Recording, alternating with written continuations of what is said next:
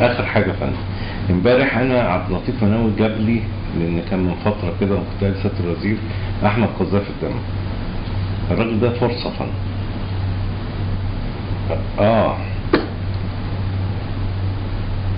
مع مين؟ ما هو بيتكلم على التوقيت برضه فندم، لانه عاملين حاجه هناك، وهو بيتكلم برضه على شكل من التعاون غير معلن تماما ومحدش يعرفه ولا حد يسمع ولا حد يعرف عنه حاجه خالص. هو راجل فاهم وواعي يعني. وانا شايف الكلام بالوضع الداخلي اللي جوه ليبيا مهم سيادتك تسمعوا منه. هو نفسه قال ان المره اللي طلع فيها مع ريهام السهل دي صعدت مشكله ما بين الحكومه هناك وهنا، وقالوا لا هو نيجي عند سيادتك ما حدش هيعرف يعني. هو بيتكلم انه لازم يكون في حوالي سيادتك كونتاكت قبل يوم 7/2، لان 7/2 في نزول في الشارع هناك وفي حركه هتتم. بس هو الميزه فيه يا فندم انه فاهم الوضع على الارض، وبعدين بيتعامل على حسب ما عرفت بيتعامل مع العامه.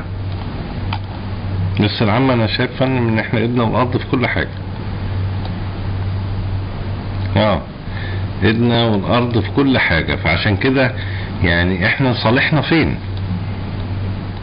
لا مش هو بس الوزير ساعات بيروح كده يبص بصه ويمشي بس. لا انا قعدت معاه خلاص، مش عايز يخش الاداره يعني. طب ما نشوف سيادتك فين ونروح نوديه. طبعا بره الاداره. طيب يبقى نشوف مكان بقى. طيب خلاص ماشي فندم. قول لي يا فندم، ما احنا نوديه، هو عربيه تاخده توديه يعني. وارد لا ما في يعني. انا لما قابلته جه لوحده وكان عبد اللطيف موجود يعني. عبد اللطيف قال له انا استناك هناك وتعالى، فجه لوحده. جه مع يعني عايزتك حد يروح ياخده من هناك. انا فهمت سيادتك خلاص.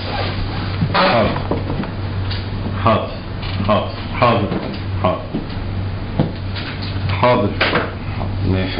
اتفضل. لا لسه ما جاش. امتى؟ النهارده الصبح. حاضر اول ما يجي فندم. طب حاضر اتفضل. شوفوا ابراهيم. اللي انتوا عايزينه. طبعا فندم، ما هو ده تاكيدا للكلام اللي عندنا. طبعا يا فندم. اصل القصه بتاعت ايران دي جت يعني مفاجاه، وبعدين في حاجه يا فندم، في حاجه بقى داخل فيها القصه بتاعت الميزانيه، وداخل فيها، فهي مجموعه حاجات مش حاجه واحده. فهم طبعا متضايقين. فانا شايف فندم كويس، خطوات كويسه وزيارات اللي زي دي كويسه. دلوقتي اللي عايز يجي يا فندم في اقرب فرصه يعني يوم السبت علي زدان بتاع ليبيا، رئيس وزراء ليبيا. فحتى مش عايز يجي يعني على مستوى كده يعني، عايز يجي يعمل مقابله مع سيادتك مثلا، ويروح برضه عند اللواء محمود حجازي وكده، لانه على اخره في الموقف اللي هناك يعني. عنده هيجي على طول كده. هشوفها بقى معاهم، بس انا من حيث المبدأ سيادتك مفيش مشكله. خلاص ماشي خلاص. وكيفا هو ممكن يجي قريب يعني في خلال 2-3 يعني. طبعا. ما هو الناس هو ماشيين معانا واحده فندم. يعني مش سايبيننا. ما ده احنا ما بنتكلمش الا فيها.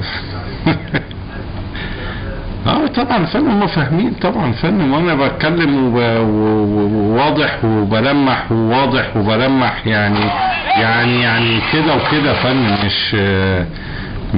مش كلام بس كده يعني. ان شاء الله يا فندم.